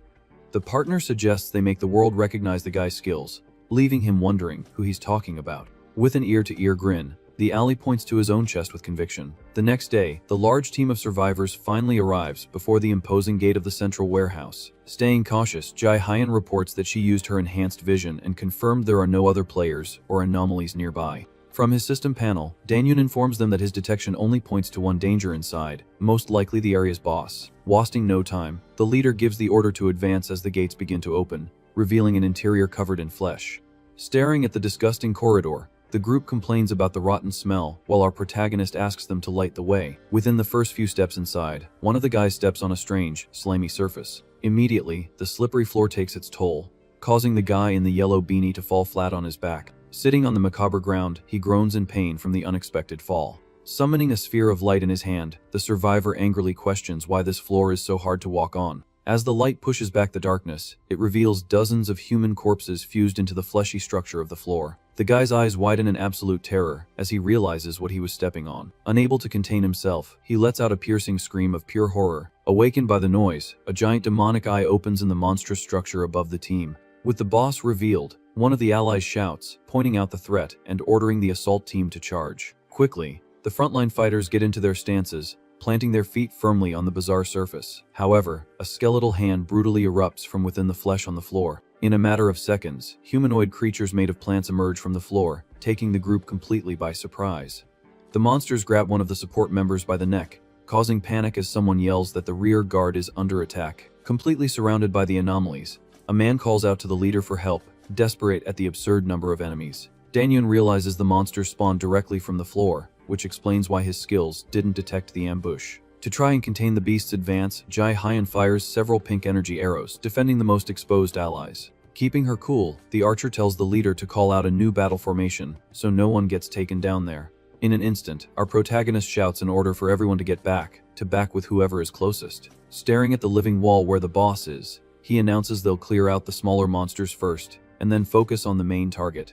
With his brute strength, Helgen lands a crushing punch that shatters the chest of one of the green creatures. Taking advantage of the opening on the field, the leader slices another monster with ease using his glowing sword. From up high, the archer leaps and fires a continuous barrage of magic arrows. The projectiles sink deep into the body of one of the anomalies, dropping it instantly. As soon as she lands safely, the marksman notices a bizarre detail happening beside her. Confused, she watches the corpse of the slain monster get quickly sucked into the floor's slime. From a distance, the ex-player notices that the beast's bodies are being dragged by a disgusting current to a specific point. The boss's large, fleshy mass begins to devour the mortal remains, pulling everything into its own core. The cocoons scattered across the monstrous roots begin to pulse intensely, leaving the girl in shock. The entire ceiling lights up with an absurd number of demonic eggs, ready to hatch. The archer deduces that the villain is recycling the corpses as nutrients to hatch the eggs endlessly. She asks the two closest fighters if they also notice the mechanism, receiving a quick confirmation from the leader. Changing tactics on the spot, our protagonist leaps forward, ordering a direct attack on the larger abomination. With a bloodthirsty look, the hero advances relentlessly as the giant demonic eye focuses entirely on him.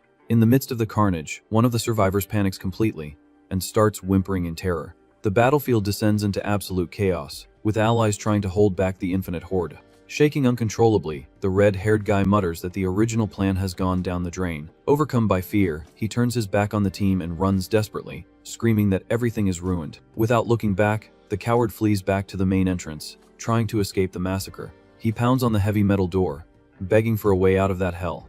While the scaredy cat yells that he doesn't want to go out like this, the sharp vines of a monster are already reaching for his back. In the blink of an eye, the creature tears through the fugitive's flesh with a violent blow, drawing a piercing scream of pain. Observing the tragedy from afar, the ally in glasses notes that the group has lost emotional control. The defensive formation completely collapses, with several members being swallowed and crushed by the plants. Desperation is clear on the strategist's face as he realizes a total defeat is only a matter of time. Above the noise of the fighting, he alerts Danyun that they need to annihilate the boss as quickly as possible to stand a chance.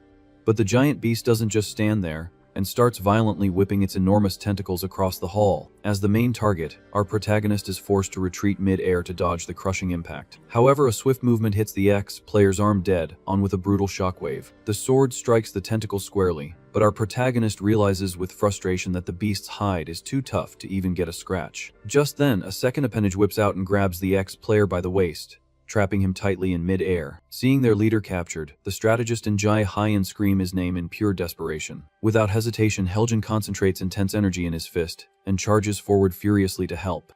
He demands the monster let his ally go and unleashes an explosive punch against the enormous living wall. However, the fighter's arm sinks right into the slimy flesh, leaving him completely stunned. Before he can pull back, dozens of disgusting veins wrap around his arm, causing unbearable pain. A terrible infection starts to spread rapidly up the big guy's skin. Still immobilized, Danyun screams his companion's name, terrified by the situation. Unable to break free, Helgen is brutally pulled toward the abomination's central structure. With blood trickling from his mouth, the ally murmurs the leader's name in a final plea for help. Shock takes over the ex-player's face as he watches the tragedy, unable to do a single thing. The fighter's robust body is slowly swallowed by the wall of flesh until he disappears completely. Breaking into a cold sweat and taking a deep breath, our protagonist freezes in the face of this unimaginable atrocity. In a total panic, he realizes that the team's survival plan has just crumbled for good. Staring at the anomaly's gigantic eye, the ex-player processes the fact that he just lost a teammate. A chill runs down his spine as the creature's oppressive presence dominates the room. Suddenly, a sharp scream cuts through the air as Jai Hyan is captured by the monster's appendages. Pressed against the living wall, the archer panics when she realizes she can't move her own body. Our protagonist watches the scene, feeling his terror grow as everything spirals completely out of control.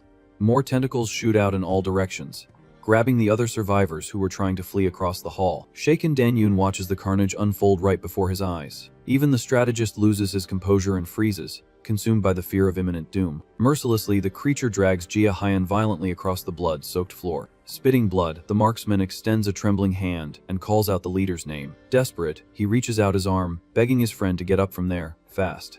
Their fingertips almost touch, but a sudden pull yanks the girl away at the last second. The monster's absurd strength lifts the archer into the air, taking her straight to the top of the structure. Knowing her end is near, she screams, ordering the hero to win this fight and survive at any cost. In a cruel instant, the young woman is swallowed by the boss's macabre crevices, disappearing into the darkness. With his hand still extended to nothing, the ex-player falls to his knees, completely devastated. Tears of pure helplessness well up in his eyes as the weight of failure crushes him. In a fit of rage, he screams, denying reality, and throws himself against the wall of flesh. The hero tears at the beast's entrails with his bare hands, desperately demanding it let his friend go. Sinking his arms into the slime, he screams the marksman's name, hoping to pull her back. To fend off the disturbance, the boss swings a giant appendage and hits the guy with a violent blow. The impact launches Dan Yun right back onto the warehouse's disgusting floor. Breathing with great difficulty, he looks up and sees the rest of his allies scattered about. Nearby, one of the injured boys groans in pain, trying to crawl away. A little further back, a couple huddles together, exhausted, just waiting for the inevitable end. To make matters worse, the smaller plant beasts surround our protagonist from all sides. The creature's shadows rise menacingly, ready to tear him to pieces without mercy. Amid the chaos, a memory of the strategist asking them to show their worth to the world invades his mind. Returning to the grim reality, he sees his ally, trapped and covered in wounds, but still trying to call out a combat formation. Jia Hyan's last words echo in the leader's head, giving him the strength to dig his fingers into the wet floor. Overcome by an incandescent fury, Dan Yun lets out a deafening roar with the promise to survive. A golden aura explodes from his body, creating a shockwave that repels the nearby enemies. Wielding his glowing blade, our protagonist slices through several smaller beasts in a single swift motion. Blue system windows pop up in his vision, announcing absurd level jumps in his hunter skills. Ignoring the pain, he charges forward at high speed, leaving only a trail of light in his wake.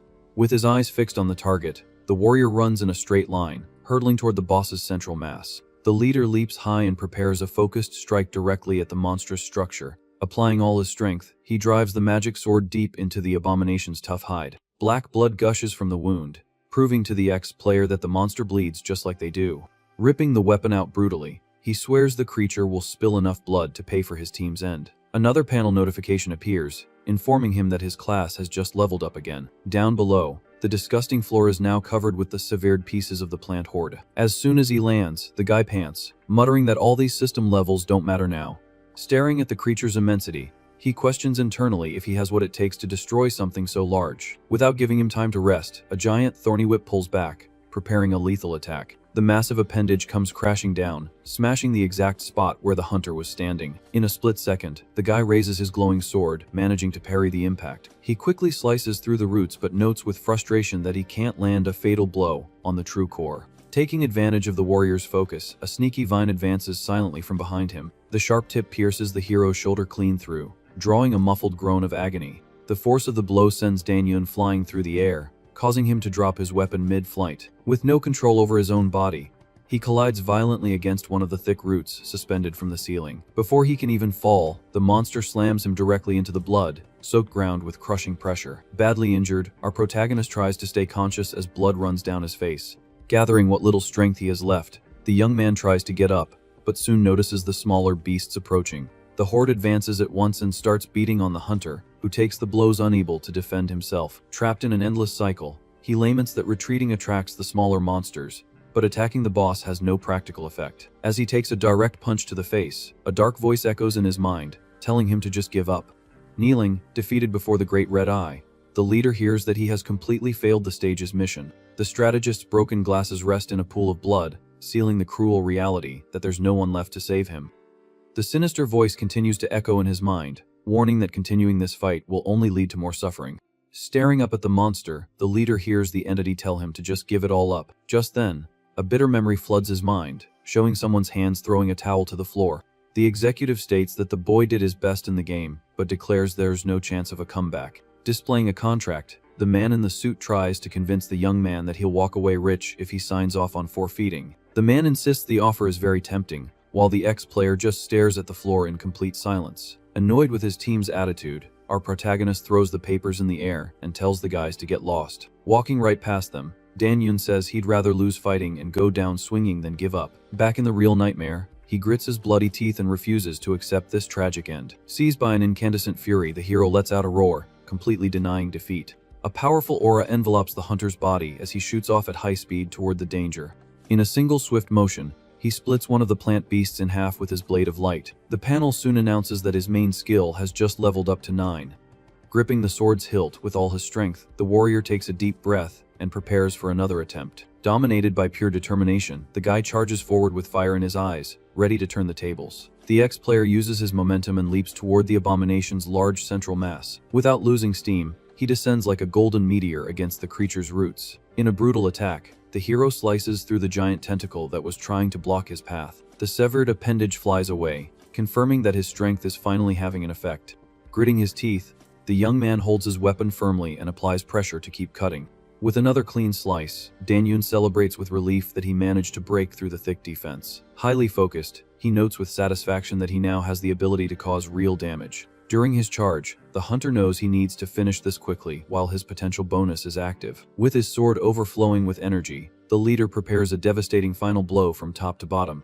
However, a sudden exhaustion drains his body, bringing the despair of losing his strength at the critical moment. Completely weak, the warrior plummets, unable to maintain his posture in the air. The system immediately confirms that time has expired and his skills have returned to their original level. Not missing its chance, the monster hits the boy dead on and hurls him away brutally. Thrown far by the impact, the hero laments his own end and prepares to be crushed by the whips. However, the darkness never comes, leaving our protagonist completely stunned by the silence. Lying on the disgusting floor, the hunter stares at the great red eye, not understanding the pause in the attack. As he analyzes the scene, he realizes the boss just pushed him away, and the real danger was something else. Immediately, several thorny arms sprout from the ground and grab the young man's body. In a nimble reflex, he slashes through the smaller monsters, trying to trap him by surprise. The level up notification pops up in his vision, igniting a spark of understanding. Observing the unreachable wall of flesh and the weak beast spawning endlessly, the logic becomes clear. Gripping his sword lightly, the boy is shocked by the absurd simplicity of this place.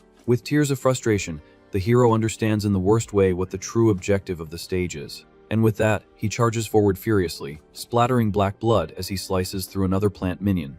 Without hesitation, Danyun destroys every smaller abomination that dares to sprout in front of him. The blue screen reappears, coldly informing him that the mission will end in exactly 5 minutes. Facing an absurd mountain of enemy corpses, the leader focuses only on surviving this last push.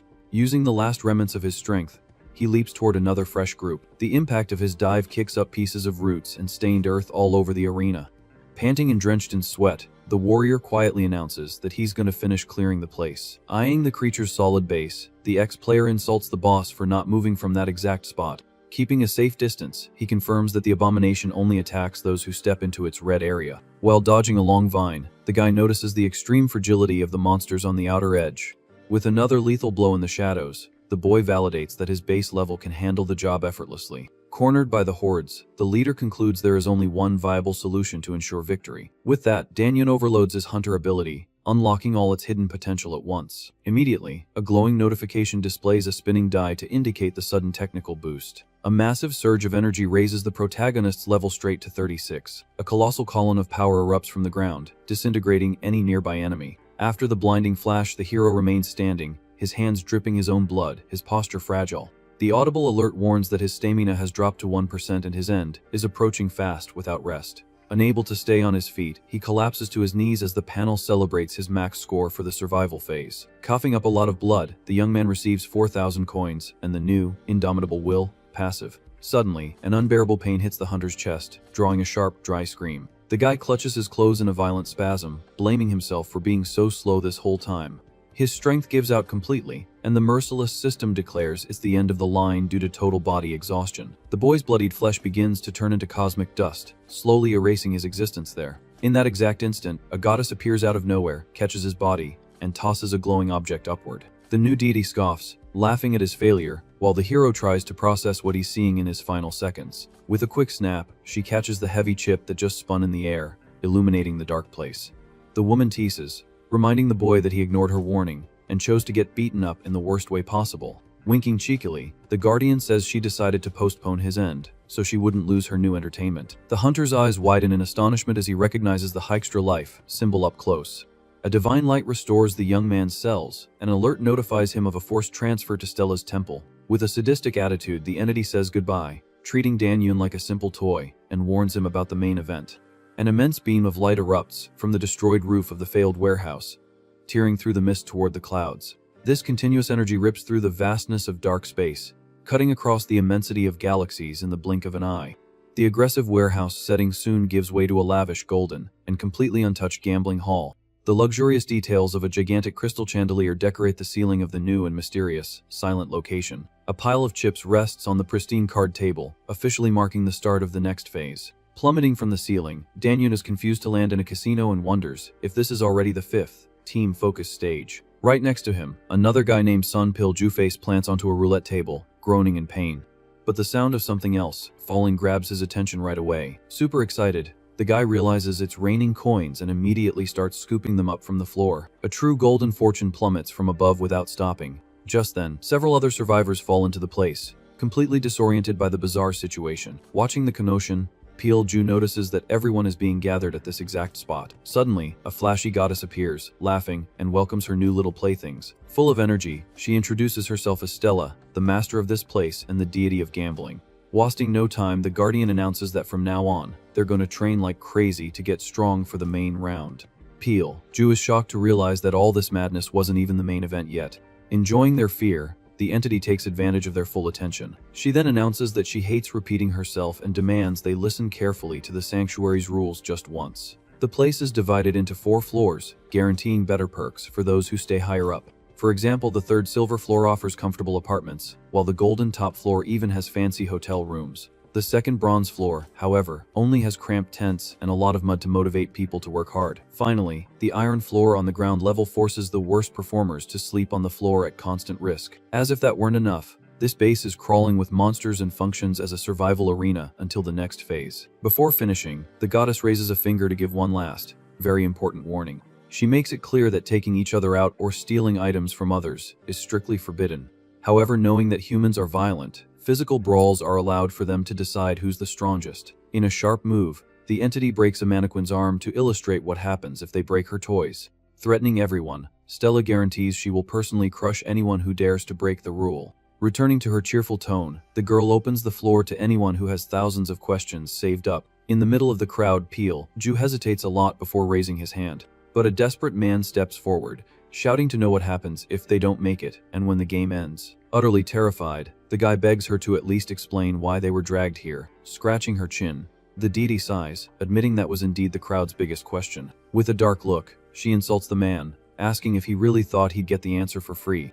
Tossing some coins in the air snobbishly, the boss says she has no use for cowards, and that they just need to shut up and win. Mercilessly, the entity points at the scaredy cat, stating she's found the perfect animal to match his attitude. The guy panics immediately, feeling his own body changing shape out of nowhere. Trying to scream, he starts clucking as the others around him back away in fear. The transformation quickly consumes the guy's face, replacing his skin with thick feathers. In a few seconds, the man turns into a giant rooster right in front of Pil Ju. The animal pecks at the ground, completely lost amidst its own fallen clothes. Stella laughs at the situation with great amusement, loudly calling the guy a chicken. She then demands the next question, warning that they'll end up just like the rooster if they bring up boring subjects again. Faced with the heavy silence and general fear, the goddess decides she'll choose who gets to speak. However, someone suddenly breaks the silence, catching the girl's attention. Without a hint of intimidation, Dan Yun asks which floor he ended up on, since there's a ranking system. The ex-player crosses his arms calmly and asks if she's not going to announce the rankings already. Thrilled by the boy's firm attitude, the entity reveals she has already finished classifying everyone. On the other side, Pil Ju recognizes his idol's face instantly and is dumbfounded. Explaining the simple process, the deity points out they just need to use their bracelets to check everything. She yells with great excitement, telling everyone to use the status command. Following the boss's instruction, Pil Ju activates the holographic screen in front of his face. Reading the data calmly, he's relieved to have made it to the silver floor classification. Digging deeper into the system, the guy notices a specific tab showing the overall score.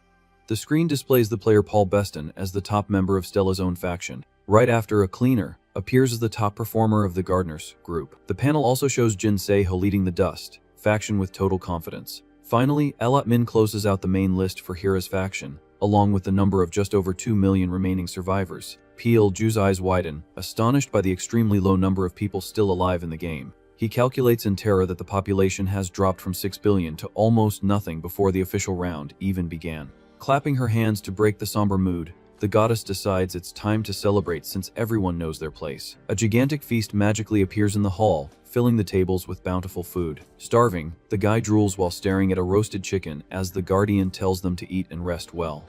But the joy is short-lived, as she points and demands that starting tomorrow, everyone give their all to become her champions. Hearing the heavy demand, our protagonist keeps a straight face, focused only on survival. Raising her arms, the deity makes it clear that the goal is absolute first place to secure money and glory for her. After her demanding speech, she simply disappears in a flash of light, wishing everyone a good break. Immediately after the boss leaves, the cowardly chicken explodes in a puff of smoke. The man returns to normal, coughing heavily, completely naked and lost.